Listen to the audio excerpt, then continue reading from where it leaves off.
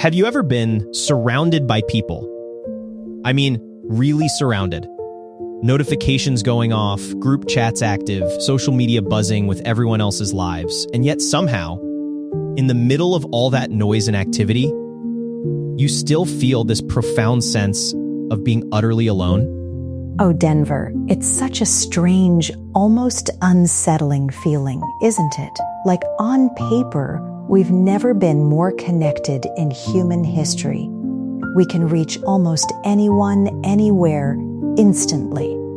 But despite all these digital bridges, loneliness feels more prevalent, more common, more pervasive than ever before. It's truly baffling when you stop to think about it. That's exactly it, Lily. That's the core of what we're calling the loneliness paradox. It's this incredibly confusing state of being socially connected on countless platforms, having thousands of followers or friends, being invited to everything, but at the same time, feeling deeply, fundamentally, emotionally disconnected. It's a silent epidemic in a way. And today, we're really going to try and unpack why that happens, what's driving this modern phenomenon, and more importantly, what it genuinely means for all of us trying to navigate life in the 21st century. Because loneliness isn't just about the physical state of being alone, right? It's not just about an empty room or a quiet evening. Sometimes, like you said, Andy, it shows up in the middle of a bustling crowd, at a party, or even when you're having what looks like a perfectly fine time with friends. It's a feeling, not just a circumstance.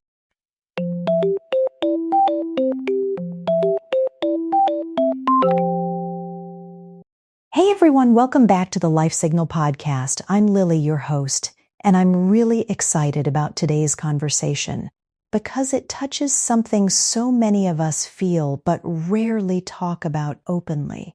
And I'm Andy, joining Denver and Lily today. We're so glad you're here with us, carving out some time to delve into these important, sometimes uncomfortable, but always vital topics. Your presence makes a difference. And I'm Denver. Thank you, truly, for spending part of your day with us. We hope this episode sparks some reflection and maybe even some much-needed action in your own life. It's a privilege to share this space with you. So let's really start here with the foundational question, and Andy, I'll start with you. Why do you think people feel lonelier now than perhaps ever before, even with what appears to be constant communication and endless ways to connect? That's a fantastic question, Lily. I think at its core, it's because connection as we define it digitally isn't the same as genuine closeness. You can literally be talking to people all day long, texting, DMing, commenting, liking, and still feel like no one truly sees you or understands the real you beneath the surface. It's like we're constantly shouting into the void, hoping someone will hear us, but no one's really listening deeply. Yes, Andy, I completely agree. It's almost like we're performing for each other, right? We're sharing updates, the latest vacation photos, the new job, the perfect meal, but we're often not sharing our raw, honest emotions. We're visible, yes, our profiles are out there for everyone to see, but we're not truly known. No one's seeing the messy parts, the struggles, the quiet anxieties. And it's in those unshared spaces that loneliness really breeds. Visible but not known. That's incredibly powerful, Denver. I think a lot of people are living in that space without even realizing it. They feel this vague sense of dissatisfaction, this nagging emptiness, and they can't quite put their finger on why, because by all external metrics, their lives look full. But it's a surface-level fullness, isn't it? Absolutely, Lily. I remember a time not too long ago, actually, when my schedule was absolutely jam-packed. I mean, work was demanding, I was going to social events constantly, catching up with friends for coffee, dinner, drinks. My calendar looked like a billboard for a successful, bustling life. But then, when I'd finally get home at night and the quiet would descend, I still felt this profound, quiet emptiness. Like I was present everywhere, performing all these roles, but I wasn't genuinely connected anywhere. It was exhausting, actually, trying to keep up that facade. I've felt that too, Andy. It's such a disorienting experience. For me, it was during a period when I was incredibly focused on career advancement. I was networking like crazy, always at industry events, always on my social circle seemed huge, but it was largely superficial. It's like your life looks full and impressive on the outside. You're achieving things, you're recognized, but inside it feels hollow, quiet in a way that's hard to explain, almost like an echo in a big empty room. You start wondering, does anyone actually care about me or just what I represent? And for me, it showed up as relentless restlessness. I didn't even call it loneliness at the time, Denver. I just thought I needed to stay busier, that if I just filled every single moment with activity, that feeling would go away. I'd jump from one project to another, one social gathering to the next, always seeking external stimulation. I convinced myself I was just driven or extroverted, but in hindsight, I was just running from that underlying feeling of disconnect. It was a constant chase for something external to fill an internal void, which of course never truly worked. So, digging a bit deeper into why this happens, do you think a significant part of it, for many people, is that we're simply afraid to be vulnerable? Because those deeper connections, they demand vulnerability, don't they? Oh, absolutely, Andy. Definitely.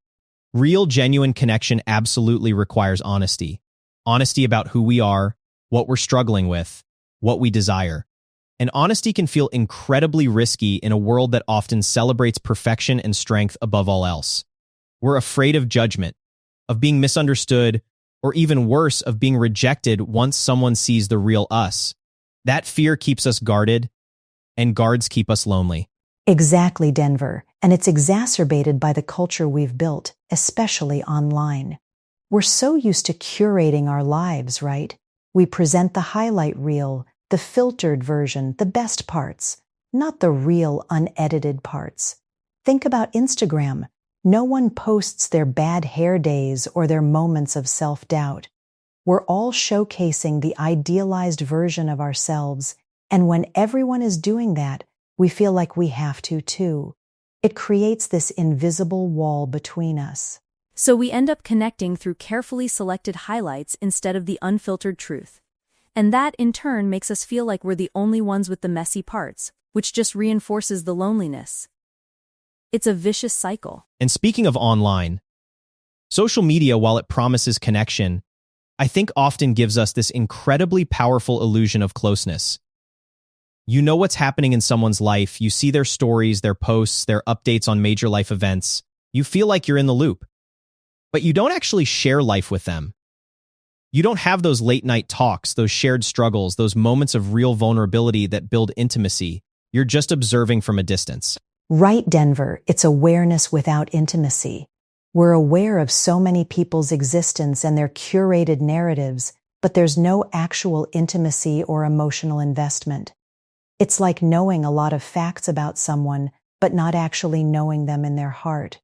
And because it's so easy to connect this way, we might even trick ourselves into thinking we're deeply connected, which then prevents us from seeking out those truly intimate, in-person, vulnerable interactions. And sometimes comparison sneaks in there too, doesn't it, Lily? You're scrolling through, seeing everyone else's seemingly perfect lives, their adventures, their perfect families, their career successes, and it's so easy to compare that to your own perceived shortcomings or quiet moments. That comparison, ironically, just deepens the feeling of loneliness, making you feel even more isolated and inadequate. It's like everyone else has it together, why don't I? And that makes you pull back even further.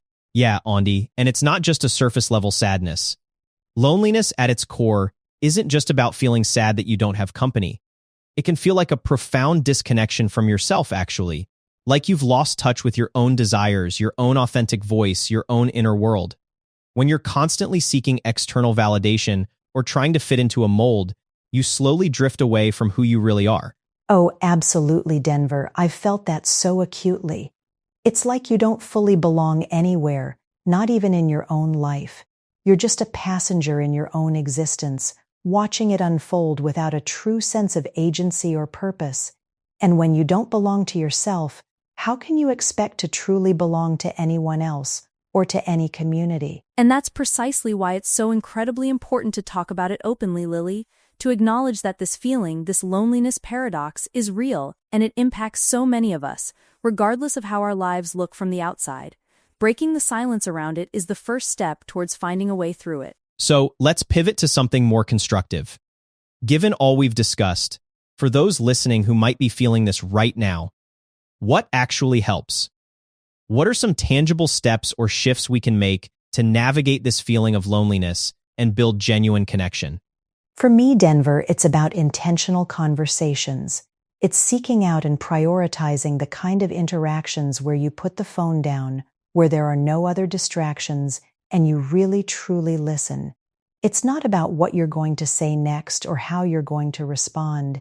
It's about being fully present for the other person, asking open-ended questions, and daring to share something real about yourself. Those moments, even if they're few, are like water in a desert. I'd build on that, Lily, and say self-awareness is key. Before you can connect deeply with others, you have to connect with yourself. Understanding what you're truly feeling, naming that emotion instead of constantly distracting yourself from it with busyness or digital noise. It's about pausing, checking in, and asking, what do I need right now? What am I truly craving? Sometimes the answer isn't more people, but more solitude with self-reflection. Those are both so crucial, and I'd add community, but not just being around people, as we've already established. It's about actively building and investing in safe spaces, places where you feel accepted for who you are, flaws and all. It could be a book club, a volunteer group, a hobby group, even a small gathering of trusted friends. It's where you feel seen, heard, and valued without having to perform or curate. The difference between presence and belonging, right? Seeking out spaces where you genuinely belong. That's so true, Denver, and for me, this journey has really shifted my perspective. I've learned that loneliness can actually be a signal, not just a problem. It's not something to be ashamed of or to run from. It's like an internal compass pointing you towards something you need more of in your life, whether that's deeper self-connection or more meaningful relationships. Yes, Lily, exactly. It's your mind and your heart saying, hey, pay attention here, you need deeper connection. And that connection could be with others, absolutely, but often, it's a call to connect more deeply with yourself first, to nurture that inner dialogue, to understand your own values and needs. It's a prompt for introspection, a chance to course correct if you've been drifting. And sometimes it pushes us to grow in ways that comfort never would. When you're truly uncomfortable in your loneliness, it can be the catalyst for immense personal growth. It might push you to be braver, to reach out, to initiate, to be more vulnerable than you've ever been before. Those moments of discomfort, while painful, often lead to the most profound shifts in our lives and the quality of our connections. As we wrap up today's incredibly important conversation, if someone listening right now feels lonely, truly feels that ache in their heart, what would you want them to know, Andi? Oh, Lily, I'd want them to know, with every fiber of their being, that feeling lonely doesn't mean you're unlovable. It doesn't mean there's anything wrong with you. It simply means you're human, experiencing a universal emotion. And it's a sign that you have a deep capacity for connection, which is a beautiful thing. And I would add, it's temporary. That feeling, as overwhelming as it might seem right now, is not permanent. Connection can be rebuilt, one honest moment at a time. It starts small, a genuine smile, a deeper question, an act of kindness. Each small step is a brick in the bridge back to belonging. Absolutely. You're not the only one feeling this, even if it seems like it in your own quiet moments. We are all in this human experience together, navigating these complex feelings, and just by listening today, you've taken a step towards understanding it better. Thank you for joining us on the Life Signal podcast. This has been a deeply meaningful conversation. We truly appreciate you spending this time with us and being part of these crucial conversations. Your willingness to listen and reflect means the world to us. If this episode resonated with you, if it sparked a thought or offered a moment of comfort, please consider sharing it with someone who might need to hear it too. You never know who you might help connect with this message. And don't forget to subscribe and come back for our next exciting episodes. We've got more meaningful conversations ahead, designed to help you navigate the signals of life. Until next time, take care of yourselves and each other.